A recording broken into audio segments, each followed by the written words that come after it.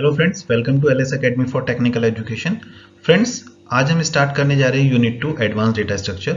और advance data structure का जो फर्स्ट टॉपिक है वो है आपका रेड ब्लैक ट्री। अब जब हम रेड ब्लैक ट्री की बात करते हैं तो रेड ब्लैक ट्री अपने आप में क्या है, एक बाइनरी सर्च ट्री है। तो रेड ब्लैक ट्री पढ़ने से पहले सबसे जरूरी बात क्या है कि आपको पता हो कि बाइनरी सर्च ट्री क्या होता है। बिकॉज जब तक आप बाइनरी सर्च ट्री नहीं पढ़ेंगे आप रेड ब्लैक ट्री की कोई भी प्रॉपर्टीज को समझ नहीं पाएंगे। तो बहुत इंपॉर्टेंट है कि हम बाइनरी सर्च ट्री ही पहले पढ़ें। दूसरी चीज ये होती है कि अगर आप एग्जाम की बात करें तो बाइनरी सर्च ट्री डायरेक्टली तो आपके सिलेबस में मेंशन नहीं है, बट अगर एग्जाम के पॉइंट ऑफ व्यू से देखें तो बाइनरी सर्च ट्री आपके एग्जाम में बराबर पूछा जा रहा है। भले बाइनरी सर्च ट्री पूछा गया हो या प्रेडिसेसर की एल्गोरिथम पूछी गई हो या सक्सेसर फाइंड करने की एल्गोरिथम पूछी जा रही हो, तो बहुत ही इंपॉर्टेंट टॉपिक आ जाता है। तो समझते हैं बाइनरी सर्च ट्री क्या होता है फ्रेंड्स। तो फ्रेंड्स, बाइनरी सर्च ट्री क्या है? Search trees are data structure that supports many dynamic set operations including search, minimum, maximum, predecessor, successor, insert and delete. अब जाहिर सी बात है फ्रेंड्स, बाइनरी सर्च ट्री एक डेटा स्ट्रक्चर है तो वो अपने जो डायनेमिक सेट ऑपरेशंस है वो सभी को सपोर्ट करता है। अब अगर आपको बाइनरी सर्च ट्री हम किस लिए यूज करते हैं? जनरली हम सर्चिंग के केस में यूज करते हैं, जैसा कि नाम से भी समझ में आ रहा है, बाइनरी सर्च ट्री। अब बाइनरी सर्च ट्री में आप इन एलिमेंट को इंसर्ट भी करा सकते हो और डिलीट भी करा सकते हो। अब अगर आप एलिमेंट को डिलीट करा रहे हो तो जाहिर सी बात है उस एलिमेंट को डिलीट करने के बाद उसके प्लेस पे कोई तो एलिमेंट आएगा, और जब एलिमेंट को आपको इंसर्ट कराना होगा डिलीटेड एलिमेंट के प्लेस पे, तो वहां पर आपको जरूरत पड़ जाती है कि आप प्रेडिसेसर को इंसर्ट कराएंगे या सक्सेसर को इंसर्ट कराएंगे। तो यहाँ पर आपको प्रेडिसेसर और सक्सेसर फाइंड करने की जरूरत पड़ जाती है। तो इसी तरह से फ्रेंड्स, ये सारे डायनेमिक सेट्स को, ऑपरेशन को परफॉर्म करने के लिए सपोर्ट करता है बाइनरी सर्च ट्री। और अगर हम कॉम्प्लेक्सिटी की बात करते हैं तो बाइनरी सर्च ट्री की कॉम्प्लेक्सिटी क्या है? प्रोपोर्शनल होती है हाइट ऑफ द ट्री के। अब ये तो एक जनरल टर्म्स में बात हो गई कि हम कहते हैं कि बाइनरी सर्च ट्री की जो कॉम्प्लेक्सिटी है वो कितनी है, जितनी हाइट है ट्री की। लेकिन अगर हम एक प्रॉपर वे में बोलें तो क्या टाइम कॉम्प्लेक्सिटी होगी बाइनरी सर्च ट्री की? बाइनरी सर्च ट्री की कॉम्प्लेक्सिटी होती है O log n with n nodes. अगर आपके ट्री में कितनी नंबर ऑफ नोड्स हैं? n नोड्स हैं। तो worst case time complexity always O log n होती है। अब फ्रेंड्स, अगर हम बाइनरी सर्च ट्री को एक डायग्रामेटिक फॉर्म में डिस्प्ले करना चाहें या समझाना चाहें तो वो क्या होता है? बाइनरी सर्च ट्री की सबसे पहले प्रॉपर्टी समझिए। बाइनरी सर्च ट्री कौन सा ट्री होता है? वो ट्री होता है जिसमें अगर आप एक रूट नोड लेते हैं तो रूट नोड का जो लेफ्ट चाइल्ड होता है वो रूट नोड से स्मॉलर वैल्यू होती है, और जो राइट चाइल्ड होता है वो रूट नोड से ग्रेटर वैल्यू होती है। मींस अगर हम अपने डायग्राम को देखें तो हमने लिखा कि जो सबसे ऊपर नोड है वो क्या है? पेरेंट है। पेरेंट के अंदर क्या है? उसकी कोई नोड की की वैल्यू है, और की वैल्यू के साथ लेफ्ट सब ट्री का एड्रेस है और राइट सब ट्री का एड्रेस है। अब जब हमने लेफ्ट सब ट्री बनाया तो अगेन वो अपनी सब ट्री की पेरेंट नोड है, इसलिए हमने पेरेंट लिखा, उसकी कोई की वैल्यू होगी और लेफ्ट राइट का एड्रेस उसमें स्टोर होगा। So is in your right sub tree. अब यहां पर मैंने मेंशन किया है की value of node, left is equals to address of the left node, right is equals to right of the address of the right node. अब friends, topic इसमें next topic आता है algo to find the minimum element in BST. यानी अगर हमें किसी binary search tree में minimum element find करना है तो हम कैसे फाइंड करेंगे? तो फ्रेंड्स, सबसे पहले एल्गोरिथम देखेंगे, और एल्गोरिथम देखने के बाद उसके बाद फिर एक इसका एग्जांपल भी दिया हुआ है। समझिए, ट्री मिनिमम x। अब x क्या है? यहां पर आपकी x है आपकी रूट नोड, यानी आपको अपने ट्री में मिनिमम एलिमेंट फाइंड करना है। तो एल्गोरिथम क्या कहती है कि एल्गोरिथम का फर्स्ट स्टेप ये कहता है while left of x does not equals to nil. अब जब तक x का लेफ्ट नल के इक्वल नहीं हो जाता तब तक आप इस एल्गोरिथम को रन करते रहेंगे। अब लेफ्ट ऑफ x का मीनिंग क्या है? x आपकी रूट नोड है, यानी लेफ्ट सब ट्री को आप यहां पे ट्रेवर्स करेंगे। लेफ्ट सब ट्री ही क्यों ट्रेवर्स कर रहे हैं? लेफ्ट सब ट्री इसलिए ट्रेवर्स कर रहे हैं क्योंकि हमें पता है कि बाइनरी सर्च ट्री की एक प्रॉपर्टी होती है कि जो रूट नोड होती है उसके लेफ्ट में जो सब ट्री है वो रूट नोड से छोटा होता है, यानी लेफ्ट सब ट्री की जो वैल्यू है वो रूट नोड की वैल्यू से कम होती है, स्मॉलर होती है। तो यानी जाहिर सी बात है कि हमारा जो मिनिमम एलिमेंट होगा वो कहां पर एग्जिस्ट कर रहा होगा? लेफ्ट मोस्ट में एग्जिस्ट कर रहा होगा। इसलिए ऑलवेज हम क्या करेंगे कि अपने ट्री के, बाइनरी सर्च ट्री के लेफ्ट में मूव करते चले जाएंगे। जब तक हमारा left of x does not equal to null रहता है हम अपने इस प्रोसेस को क्या करेंगे? रिकर्सिवली रिपीट करते रहेंगे। क्या करते रहेंगे? Do x tends to left of x, यानी x की वैल्यू बार बार क्या हो जाएगी? जो लेफ्ट ऑफ x की वैल्यू है। यानी अभी तक x की वैल्यू सपोज एग्जांपल में दिया हुआ है, रूट नोड की वैल्यू क्या है? 14 है। अब हम सर्च क्या कर रहे हैं? मिनिमम। तो हमने देखा कि left of x does not equal to null, बिल्कुल does not equal to null है क्योंकि उसमें 14 वैल्यू एग्जिस्ट कर रही है। और जब 14 वैल्यू एग्जिस्ट कर रही है तो आपने क्या करना है, do x tends to left of x। अब x की वैल्यू क्या हो जाएगी, जो लेफ्ट ऑफ x की वैल्यू है, और लेफ्ट ऑफ x की वैल्यू यहां पर कितनी है, 10। तो अब x की वैल्यू कितनी हो गई, 10। अगेन व्हाइल लूप रन होगा, वो चेक करेगा left of x does not equal to null है, बिल्कुल does not equal to null है, क्योंकि लेफ्ट ऑफ x की वैल्यू 8 एग्जिस्ट कर रही है। तो क्या कर देंगे, do x tends to left of x, यानी अब x की वैल्यू कितनी हो जाएगी, 8 हो जाएगी। अगेन व्हाइल लूप रन होगा, जब व्हाइल लूप रन होगा तो चेक करेंगे left of x does not equal to null है, हाँ बिल्कुल does not equal to null है, बिकॉज लेफ्ट ऑफ x में एक वैल्यू एग्जिस्ट कर रही है 4। तो क्या करेंगे, do x tends to left of x। अब x की वैल्यू क्या हो जाएगी, लेफ्ट ऑफ x, अभी तक x की वैल्यू कितनी थी 8, अब कितनी हो जाएगी 4 हो जाएगी। अब अगेन व्हाइल लूप रन होगा, left of x does not equal to null, लेकिन यहां पर कंडीशन फॉल्स हो जाएगी, बिकॉज जो 4 का लेफ्ट है वो तो किसके इक्वल है, नल के इक्वल है। तो जब यहां पर कंडीशन फॉल्स हो जाएगी तो व्हाइल अगर फॉल्स हो गया तो डू की कंडीशन रन नहीं होगी, और यहां पर क्या रिटर्न कर देंगे, x रिटर्न कर देंगे, और x की वैल्यू यहां पर कितनी है फ्रेंड्स, 4 आई है, यानी आपकी मिनिमम की वैल्यू यहां से 4 कैलकुलेट हो जाएगी। तो ये है आपकी ट्री मिनिमम की एल्गोरिथम, कई बार 2 मार्क्स में पूछ ली जाती है। अब नेक्स्ट एल्गोरिथम इसमें आती है algo to find the maximum element in binary search tree. अब tree maximum x, again x क्या है आपका, रूट नोड है। अब मैंने आपको बताया था कि बाइनरी सर्च ट्री की एक प्रॉपर्टी होती है कि जो ग्रेटर एलिमेंट है वो ट्री के राइट साइड में होते हैं, और जो स्मॉलर एलिमेंट है वो बाइनरी सर्च ट्री के लेफ्ट साइड में होते हैं, यानी रूट नोड से हम कंपेयर करते हैं। तो अब चूंकि हम बात कर रहे हैं ट्री मैक्सिमम की, तो मैक्सिमम वैल्यू कहां एग्जिस्ट कर रही होगी, ट्री के राइट में, यानी राइट सब ट्री को हम यहां पर ट्रेवर्स करेंगे। तो फ्रेंड्स एल्गोरिथम देखते हैं। फर्स्ट स्टेप है while right of x does not equals to null, always क्या करेंगे, x tends to right of x करते रहेंगे जब तक हमारा right of x does not equals to null रहता है, because maximum value right sub tree के राइट मोस्ट में एग्जिस्ट कर रही होगी। और जब हमारा right of x equals to null होगा, हम क्या करा देंगे, रिटर्न x करा देंगे। मिनिमम और मैक्सिमम के एल्गोरिथम में बस एक ही डिफरेंस है, क्या, वहां पर हम लेफ्ट सब ट्री को ट्रैवर्स कर रहे हैं, यहां पर हम राइट सब ट्री को ट्रैवर्स कर रहे हैं। तो फ्रेंड्स एग्जांपल में है सेम ट्री बना हुआ है, अब यहां पर हम क्या कर रहे हैं, चेक कर रहे हैं while right of x does not equals to null. अब गिवन एग्जांपल में right of x does not equals to null है, बिल्कुल, क्योंकि x का राइट में 22 एग्जिस्ट कर रहा है, तो x tends to right of x हो जाएगा। अब x की वैल्यू कितनी हो गई, 22 हो गई। अगेन चेक करेंगे right of x does not equals to null, yes right of x does not equals to null, because 28 exist कर रहा है, तो यहां पर x की वैल्यू क्या हो जाएगी, 28 हो जाएगी। अगेन हम लोग चेक करेंगे while right of x does not equals to null, जब हमने देखा यहां पे राइट ऑफ x क्या है, इक्वल्स टू नल है। जब right of x equals to null है तो क्या होगा, यहां पर तो कंडीशन फॉल्स हो गई। अब कंडीशन फॉल्स हो गई तो यहीं पे क्या करेंगे, रिटर्न x करा देंगे, और आपका मैक्सिमम एलिमेंट की वैल्यू यहां से रिटर्न हो जाएगी, जो कि आपकी क्या है, 28 है फ्रेंड्स। तो फ्रेंड्स ट्री मैक्सिमम और ट्री मिनिमम दोनों की एल्गोरिथम कई बार 2 मार्क्स में पूछ लेता है, तो बहुत इंपॉर्टेंट है, ध्यान से समझिएगा। और फ्रेंड्स नेक्स्ट एल्गोरिथम इसमें आती है algorithm to search an element in BST, यानी बाइनरी सर्च ट्री में हमें कोई भी एक एलिमेंट सर्च करना है। अब जब हमें कोई एलिमेंट सर्च करना है तो हमें तो पता नहीं कि वो एलिमेंट छोटा है, बड़ा है, या कहाँ एग्जिस्ट कर रहा होगा। तो सबसे पहले हम क्या करते हैं, प्रोसीजर क्या है किसी भी एलिमेंट को सर्च करने का, क्योंकि हम बाइनरी सर्च ट्री में उस एलिमेंट को सर्च कर रहे हैं, तो हम उस एलिमेंट को किससे कंपेयर करते हैं, ऑलवेज रूट नोड से कंपेयर करते हैं। अब रूट नोड से कंपेयर करने के बाद हमें ये पता चल जाता है कि वो जो एलिमेंट हम सर्च कर रहे हैं वो रूट नोड से स्मॉलर है या रूट नोड से ग्रेटर है।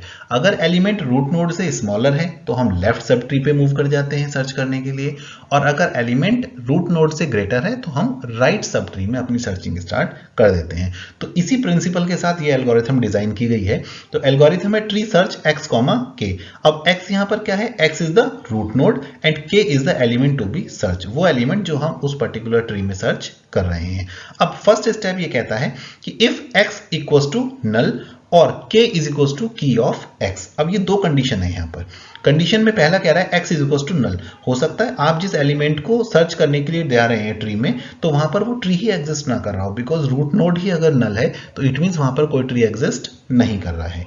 या आप जिस एलिमेंट को सर्च कर रहे हैं हो सकता है वो एलिमेंट रूट नोड में ही पड़ा हुआ हो, यानी k is equals to key of x, यानी रूट नोड की ही वो की वैल्यू हो तो आप क्या करेंगे, देन रिटर्न x, x को ही रिटर्न करा देंगे।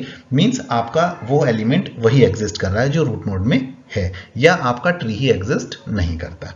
और अगर ऐसा नहीं है तो आप क्या करेंगे, आप चेक करेंगे कि क्या k की वैल्यू जो है, k क्या है, जो आप एलिमेंट सर्च कर रहे हैं, जो आप एलिमेंट सर्च कर रहे हैं उसकी वैल्यू लेस देन है की ऑफ x, यानी रूट नोड की वैल्यू से लेस देन है।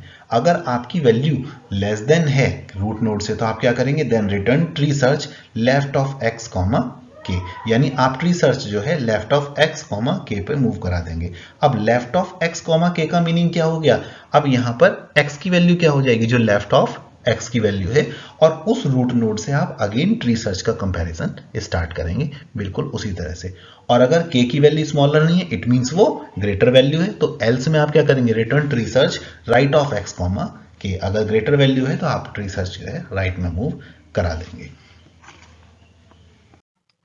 फ्रेंड नेक्स्ट टॉपिक इसमें आता है हमारा रोटेशन। रोटेशन बहुत ही इंपॉर्टेंट है बिकॉज जब हम रेड ब्लैक ट्री पढ़ रहे होंगे तो रेड ब्लैक ट्री में एलिमेंट को इंसर्ट कराने के बाद हमारी रेड ब्लैक ट्री की जो प्रॉपर्टीज हैं वो डिस्टर्ब हो जाती हैं, और उन प्रॉपर्टीज को अगेन फुलफिल कराने के लिए हमें उस ट्री पर कोई लेफ्ट रोटेशन या राइट रोटेशन अप्लाई करना होता है। तो हम यहाँ पर देखते हैं कि लेफ्ट रोटेशन किस तरह से हम अप्लाई करते हैं। तो फ्रेंड्स हम देखते हैं लेफ्ट रोटेशन में हमने ये क्वेश्चन दिया हुआ है कि यहाँ पर एक्स नोड पर हमने लेफ्ट रोटेशन अप्लाई किया है, और जब नोड एक्स पे हम लेफ्ट रोटेशन अप्लाई कर रहे हैं तो लेफ्ट रोटेट अप्लाई करने के बाद वाई ऊपर की तरफ मूव करेगा और एक्स नोड जो है नीचे की तरफ आ जाएगी। जब एक्स नोड नीचे की तरफ आती है तो वो क्या बन गया, वाई का लेफ्ट चाइल्ड बन गया है। तो यहां तक तो कोई प्रॉब्लम नहीं है, बट प्रॉब्लम कब आती है, क्योंकि हम ये देख रहे हैं कि वाई का already left child beta exist कर रहा है, और जब y का लेफ्ट चाइल्ड बीटा एग्जिस्ट कर रहा है तो हम बीटा को कहां पर प्लेस करेंगे। तो इस बीटा को प्लेस करने के लिए ऑलवेज ध्यान रखिएगा कि जब भी हम लेफ्ट रोटेशन अप्लाई कर रहे हैं तो जिस नोड के साथ प्रॉब्लम है उस नोड को उल्टा पढ़िए। समझिए जरा, यहां पर अगर हम लेफ्ट रोटेशन अप्लाई करने से पहले देखें तो बीटा कहां पर है, x के राइट में और y के लेफ्ट में। अब इसको उल्टा कर दीजिए, कहां से पढ़िए, बीटा कहां पर एग्जिस्ट कर रहा है, y के लेफ्ट में, x के राइट में। अब हमने यहां पर भी यही किया, जो रिजल्टेंट ट्री हमारा बना हुआ है y के लेफ्ट में और x के राइट में हमने बीटा को अटैच कर दिया। तो जहां किसी नोड के कोई चाइल्ड एग्जिस्ट नहीं कर रहे हैं वहां पर रोटेशन में प्रॉब्लम नहीं आती है। प्रॉब्लम कहां पर आती है, जब आपके चाइल्ड एग्जिस्ट कर रहे हैं तो आप उन चाइल्ड को कहां पर एडजस्ट करना है। तो हमेशा ध्यान रखिएगा कि आप जिस चाइल्ड को भी आपको अटैच करना है आप हमेशा इसको उल्टा पढ़िए। नेक्स्ट इसमें क्वेश्चन गिवन है, apply left rotation on the node z। z node पर हमने यहाँ पे लेफ्ट रोटेशन अप्लाई करना है, और जब z पे हम लेफ्ट रोटेशन अप्लाई कर रहे हैं तो ऑलवेज ध्यान रखिएगा जब हम z से लेफ्ट रोटेशन अप्लाई करेंगे तो बीटा कहां जाएगा, ऊपर की तरफ, और z क्या हो जाएगा, बीटा का लेफ्ट चाइल्ड हो जाएगा। अब यहां पर कोई प्रॉब्लम नहीं आएगी बिकॉज ना तो बीटा का कोई लेफ्ट चाइल्ड एग्जिस्ट कर रहा है ना कोई राइट चाइल्ड एग्जिस्ट कर रहा है।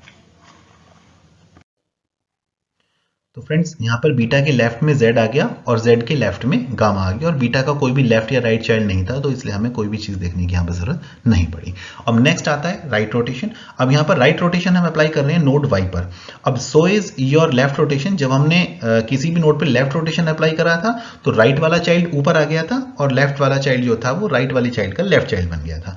अब यहाँ पर भी बिल्कुल सेम इसी तरह से होगा कि हम y पे अगर राइट रोटेशन अप्लाई कर रहे हैं तो इट मींस y का जो लेफ्ट चाइल्ड है अब वो y के प्लेस पर आ जाएगा और y क्या होगा, अपने लेफ्ट चाइल्ड का राइट चाइल्ड बन जाएगा। तो यहां पर आपका रिजल्टेंट ट्री आप देख रहे होंगे कि x कहां है, रूट नोड बन गया है, और y क्या हो गया, आपके x का राइट चाइल्ड आ गया। अब प्रॉब्लम ये आई कि x का right child already beta exist कर रहा था, तो हम बीटा को कहां पर एग्जिस्ट करेंगे। तो आप मेरा पहले वाला ही मेथड याद रखिएगा, हमेशा उल्टा पढ़िए। अभी बीटा कहां पर एग्जिस्ट कर रहा है, इनिशियली y के लेफ्ट में, x के राइट में। अब इसको अगेन उल्टा पढ़िए, x के राइट में, y के लेफ्ट में, x के राइट में, y के लेफ्ट में हमने बीटा को अटैच कर दिया। तो ये लेफ्ट रोटेशन और राइट रोटेशन है जो बहुत ही इंपॉर्टेंट है आपके रेड ब्लैक ट्री के पॉइंट्स ऑफ व्यू से। नेक्स्ट इसमें क्वेश्चन गिवन है, अप्लाई राइट रोटेशन। अब राइट रोटेशन कहां पर अप्लाई करना है, अप्लाई करना है डेल्टा नोड पर। नोड डेल्टा पर हमने राइट रोटेशन अप्लाई करा तो जाहिर सी बात है जो लेफ्ट नोड है वो ऊपर आ जाएगी और आपकी जो नोड जिस पे हम रोटेशन अप्लाई कर रहे हैं वो उसके राइट में आ जाएगी। अब y ऊपर आ गया और डेल्टा कहाँ है, y के राइट में आ गया। अब y के राइट में अगर डेल्टा आता है तो प्रॉब्लम ये है कि y के राइट में ऑलरेडी c एग्जिस्ट कर रहा है, इसको हम कहाँ अटैच करेंगे? तो c को अटैच करने के लिए उल्टा पढ़िए, y के राइट में डेल्टा के लेफ्ट में, y के राइट में डेल्टा के लेफ्ट में आपने c को अटैच कर दिया, तो यहां पर आपका राइट रोटेशन कंप्लीट हो जाता है। फ्रेंड्स नेक्स्ट टॉपिक इसमें आता है इंसर्शन इन बीएसटी, यानी अगर हमें कोई एलिमेंट को इंसर्ट करना है बाइनरी सर्च ट्री में तो हम उसे किस तरह से इंसर्ट करेंगे। बिकॉज अगर हम मैन्युअली कहें तो हमें समझ में आ रहा है कि बाइनरी सर्च ट्री में अगर हमें एलिमेंट को इंसर्ट करना है तो हम रूट नोड से कंपेयर करेंगे और जहां उसकी पोजीशन होगी लेफ्ट राइट मूव करते हुए उसे इंसर्ट करा देंगे। बट अगर हम इसे सिस्टम में इंप्लीमेंट करना है तो सिस्टम में इंप्लीमेंट करने के लिए हमें किसी एल्गोरिथम की रिक्वायरमेंट होती है, और इंसर्शन इन बीएसटी की एल्गोरिथम बहुत इंपॉर्टेंट है। बिकॉज रेड ब्लैक ट्री में जब आप एलिमेंट को इंसर्ट कर रहे होंगे तो वो इंसर्ट जो होगा वो बाइनरी सर्च ट्री के अकॉर्डिंग ही होगा। तो समझते हैं कि बाइनरी सर्च ट्री इंसर्शन की एल्गोरिथम कैसे वर्क करती है। फ्रेंड्स ये एल्गोरिथम पढ़ने से पहले हम डायरेक्टली पहले इसको इंप्लीमेंट करेंगे क्वेश्चन पे, बिकॉज जब आप क्वेश्चन पे इंप्लीमेंट करेंगे तो आपको डायरेक्टली समझ में आएगा कि एल्गोरिथम वर्क कर कैसे रही है। तो हम डायरेक्टली क्वेश्चन पे आएंगे। अब क्वेश्चन में आने से पहले एक चीज ध्यान रखिएगा, tree insert T comma Z. T क्या है, वो बाइनरी सर्च ट्री जिसमें आप एलिमेंट इंसर्ट कर रहे हैं, और जेड क्या है, the element to be inserted, means जिस एलिमेंट को आप बाइनरी सर्च ट्री में इंसर्ट करना चाहते हैं उसकी वैल्यू क्या है, जेड है। अब हमारे पास एक क्वेश्चन यहां पर गिवन है। क्वेश्चन क्या कह रहा है कि हमारे पास एक बाइनरी सर्च ट्री है, इस बाइनरी सर्च ट्री में हमें एलिमेंट को इंसर्ट करना है z इज टू 23। अब 23 वैल्यू आपको इस बाइनरी सर्च ट्री में इंसर्ट करानी है। तो जब आप बाइनरी सर्च ट्री में एलिमेंट को इंसर्ट कराएंगे तो वो किस तरह से कराएंगे, एल्गो का एक एक स्टेप करके देखेंगे। यहाँ पे ध्यान से समझिएगा। अब इनिशियली फर्स्ट स्टेप कहता है y tends to nil, y आपने एक वैल्यू ली जिसको कहते हैं कि ये निल है। अब x टेंड्स टू क्या होता है, रूट ऑफ t, तो रूट ऑफ t की यहां पर वैल्यू कितनी गिवन है, x की वैल्यू 12 गिवन है। अगर आप ध्यान से देखें यहां पर तो रूट ऑफ t की वैल्यू कितनी है, x की वैल्यू 12 गिवन है।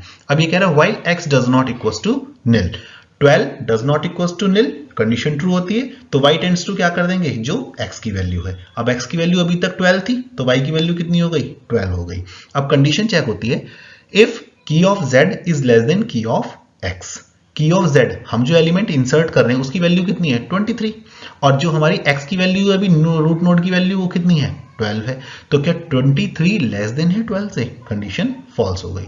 जब कंडीशन फॉल्स हो गई तो इफ कंडीशन तो एग्जीक्यूट नहीं होगी, एल्स कंडीशन एग्जीक्यूट होगी। एल्स क्या कह रहा है, x tends to right of x, यानी x की वैल्यू को क्या कर दो, जो राइट ऑफ x की वैल्यू है। तो फ्रेंड्स अगर आप क्वेश्चन में देखेंगे तो राइट ऑफ x की वैल्यू कितनी है, 18, तो आपने x की वैल्यू कितनी कर दी, 18 कर दी। अगेन फिर से चेक होगा, while x does not equals to null, तो 18 does not equals to null, condition true हो गई। तो कंडीशन ट्रू हुई तो y टेंड्स टू क्या कर देंगे, x कर देंगे। अब y में क्या वैल्यू एग्जिस्ट कर रही है, 18 एग्जिस्ट कर रही है।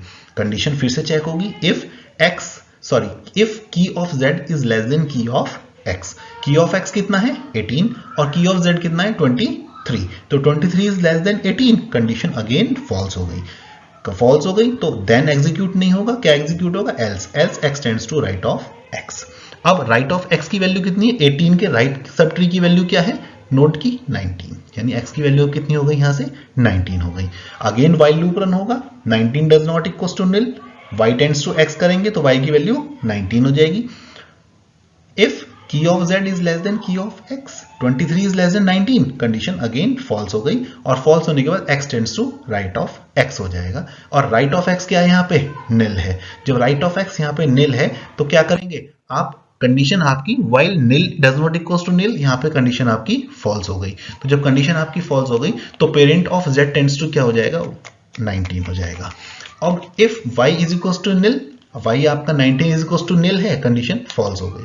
कंडीशन फॉल्स हो गई तो क्या करेंगे, if z is less then y, यहाँ पे भी कंडीशन फॉल्स हो गई तो else वाला स्टेप रन होगा, then वाला स्टेप रन नहीं होगा, right of y tends to z यहाँ पर कर देंगे, यानी 19 के राइट में आपका एलिमेंट z इंसर्ट हो जाएगा। तो ये था आपका बाइनरी सर्च ट्री का इंसर्शन, जिससे कि आप कोई भी एलिमेंट बाइनरी सर्च ट्री में इंसर्ट करा सकते हैं। अब फ्रेंड नेक्स्ट आता है इसमें डिलीशन इन बाइनरी सर्च ट्री। डिलीशन भी बहुत इंपॉर्टेंट है, क्योंकि जब आप रेड ब्लैक ट्री में डिलीशन कर रहे होंगे तो वो डिलीशन भी किसके अकॉर्डिंग होगा, बाइनरी सर्च ट्री के अकॉर्डिंग ही होगा। तो फ्रेंड्स देखते हैं यहाँ पर डिलीशन के क्या क्या केसेस हो सकते हैं। अब फ्रेंड्स जब आप किसी एलिमेंट को किसी ट्री में से डिलीट कर रहे हैं तो ये इंपॉर्टेंट नहीं है कि आप किस एलिमेंट को डिलीट कर रहे हैं, इंपॉर्टेंट ये है कि आप जब एलिमेंट को डिलीट करेंगे तो डिलीट करने के बाद ट्री की प्रॉपर्टीज में क्या डिस्टर्बेंस आता है, और उन डिस्टर्बेंस को फुलफिल करने के लिए हमें रेड ब्लैक ट्री की डिलीशन के बाद रेड ब्लैक ट्री की प्रॉपर्टीज को फुलफिल कराने के लिए कुछ केसेस अप्लाई करने पड़ते हैं। तो सबसे पहले डिलीशन बीएसटी के अकॉर्डिंग कर देंगे, और बीएसटी के अकॉर्डिंग करने के बाद रेड ब्लैक ट्री की प्रॉपर्टी को फुलफिल कराने के लिए हम कुछ केसेस अप्लाई करते हैं। अब डिलीशन के केस में अगर हम बात करें तो केस 1 ये कहता है डिलीशन ऑफ लीफ नोड, यानी आप जो नोड डिलीट कर रहे हैं वो क्या है, अपनी ट्री की लीफ नोड है। तो कोई प्रॉब्लम ही नहीं है, अगर आपने लीफ नोड डिलीट करी है तो उसके कोई चाइल्ड तो है ही नहीं, और जब कोई चाइल्ड ही नहीं है तो हमें कोई प्रॉब्लम ही नहीं है कि वो चाइल्ड किस नोड के पास जाकर अटैच होंगे। केस सेकंड आता है deletion of node with one child. अब जिस नोड को आप डिलीट कर रहे हैं उसका एक सिंगल चाइल्ड एग्जिस्ट कर रहा है, और केस थर्ड आता है कि जिस नोड को आप डिलीट कर रहे हैं उस नोड के दोनों चाइल्ड एग्जिस्ट कर रहे हैं। तो फ्रेंड्स हमने देखा कि बाइनरी सर्च ट्री में डिलीशन के लिए हमारे 3 केसेस हो सकते हैं। कि पहला केस क्या है कि आप लीफ नोड को डिलीट कर रहे हैं, सेकंड केस क्या होता है कि आप जो नोड डिलीट कर रहे हैं उसका केवल एक चाइल्ड है, आइदर लेफ्ट और राइट, और आप जो नोड डिलीट कर रहे हैं उसका दोनों चाइल्ड एग्जिस्ट कर रहे हैं। तो अब red black binary search tree deletion की एल्गोरिथम यहाँ पर देखते हैं। Tree delete T comma Z. अब टी क्या है, वो ट्री जिस ट्री में से आपको एलिमेंट डिलीट करना है, और जेड क्या है, वो एलिमेंट जिस एलिमेंट को आप डिलीट करना चाहते हैं। अब फर्स्ट स्टेप ये कहता है if left of z is equal to nil और right of z is equal to nil, means जो नोड आप डिलीट कर रहे हैं उसका लेफ्ट भी निल है और राइट भी निल है। इट मींस वो नोड जो है उसके कोई भी चाइल्ड एग्जिस्ट नहीं कर रहे। देन आप क्या करेंगे, डायरेक्टली उस नोड को डिलीट करेंगे, यानी डिलीट करने के बाद z टेंड्स टू y कर देंगे और रिटर्न y करा देंगे। वाइट को z को डिलीट करके आपने वैल्यू रिटर्न करा दी। लेकिन अगर उसका कोई भी चाइल्ड एग्जिस्ट कर रहा है तो इट मींस उसका लेफ्ट या राइट में से कोई भी एक कंडीशन फॉल्स होती है तो आप एल्स की तरफ मूव करेंगे, और अगर एल्स की तरफ मूव करते हैं तो y tends to tree successor z, यानी उसका सक्सेसर नंबर फाइंड किया जाएगा जिस एलिमेंट को आप डिलीट कर रहे हैं, और उस सक्सेसर नंबर को फाइंड करने के बाद z के प्लेस पे वो नंबर आ जाएगा जो उस z का सक्सेसर है। तो यानी इंपॉर्टेंट ये है फ्रेंड्स कि हमें ट्री डिलीट की एल्गोरिथम समझने से पहले सक्सेसर की एल्गोरिथम फाइंड करना सीखना होगा, जिससे कि हम ट्री का डिलीशन प्रॉपर्ली कंप्लीट कर सकें। तो सक्सेसर नंबर फाइंड करने के लिए सबसे पहले जरूरी है कि हमें इन ऑर्डर, प्री ऑर्डर और पोस्ट ऑर्डर के बारे में पता हो। तो अगर हम इन ऑर्डर की बात करें तो इन ऑर्डर क्या होता है, इन ऑर्डर होता है लेफ्ट, रूट और राइट। आप लोग डेटा स्ट्रक्चर में इन ऑर्डर, प्री ऑर्डर और पोस्ट ऑर्डर में बहुत सारे न्यूमेरिकल सॉल्व कर ऑलरेडी आ रहे होंगे, तो यहाँ पर हमें इसको डिटेल में डिस्कस करने की जरूरत नहीं है, लेकिन फिर भी एक थोड़ा सा आइडिया इसमें लिया गया है कि इन ऑर्डर क्या होता है, प्री ऑर्डर क्या होता है और पोस्ट ऑर्डर क्या होता है। तो अगर हम इन ऑर्डर की बात करते हैं तो ऑलवेज ध्यान रखिएगा, पहले लेफ्ट फिर रूट फिर राइट, यानी इन ऑर्डर का मतलब रूट आपके बीच में, और प्री ऑर्डर का मतलब क्या हो गया, मींस रूट आपके पहले रूट फिर लेफ्ट फिर राइट, और पोस्ट ऑर्डर का मतलब पोस्ट यानी लास्ट में। रूट नोड कहां होगी, लास्ट में होगी, लेफ्ट राइट और रूट। अब हमारे पास एक इन ऑर्डर गिवन है और एक प्री ऑर्डर गिवन है, और हमारे को एक बाइनरी सर्च ट्री गिवन है। अब हमें फाइंड करना है यहाँ पे किसी भी ट्री में सक्सेसर नंबर, सक्सेसर x। अब सक्सेसर नंबर फाइंड करने के लिए एल्गोरिथम जरा देखते हैं यहाँ पे।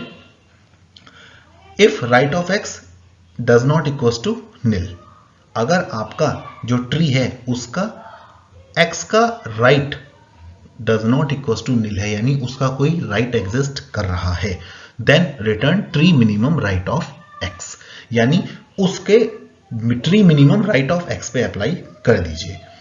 यानी सक्सेसर नंबर कहां होगा, उसके राइट के लेफ्ट मोस्ट में उसका सक्सेसर नंबर एग्जिस्ट कर रहा होगा। और y टेंड्स टू क्या कर दो, जो पेरेंट ऑफ x की वैल्यू है, while y does not equals to nil and x is equals to right of y, क्या करना है, do x tends to y, जो y की वैल्यू है वो क्या हो जाएगी, x की वैल्यू, और y की वैल्यू क्या हो जाएगी, जो पेरेंट ऑफ y की वैल्यू है। और जब y लूप फॉल्स होता है आप क्या कर देंगे, रिटर्न करा देंगे y को। फ्रेंड्स हमें यहाँ पर एक बाइनरी सर्च ट्री गिवन है और इस बाइनरी सर्च ट्री में हमें क्या करना है, हमें फाइंड करना है सक्सेसर नंबर ऑफ 4। अब जाहिर सी बात है, हमेशा ध्यान रखिएगा कि जब भी आपको किसी ट्री में सक्सेसर नंबर फाइंड करना है तो आपको सबसे पहले उस ट्री को इन ऑर्डर में लिखना होगा।